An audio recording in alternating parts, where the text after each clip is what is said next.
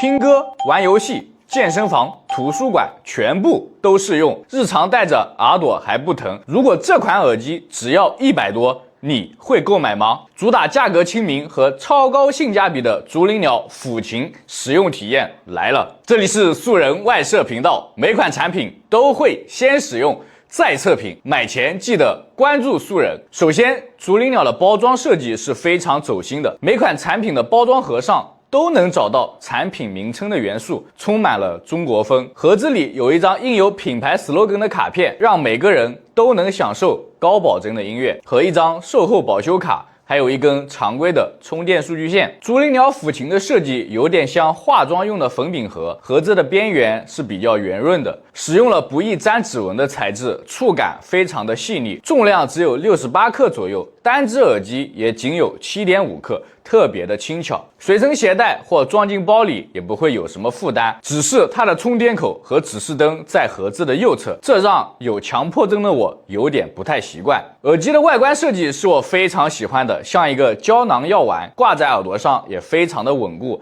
骑单车、跑步都不会松动。采用亲肤的液态硅胶材质，可以说是下了成本的。耳机的弹性是很大的，不论是大小耳型都可以轻松的佩戴，非常的贴合耳道，连续戴3个小时，耳朵也不会有胀痛感，在1到200价位段妥妥的第一梯队的水平。那么竹林鸟抚琴这款耳机的外观设计1到5分，你可以给几分呢？下面给大家来一段语音试听，感受一下它的音质。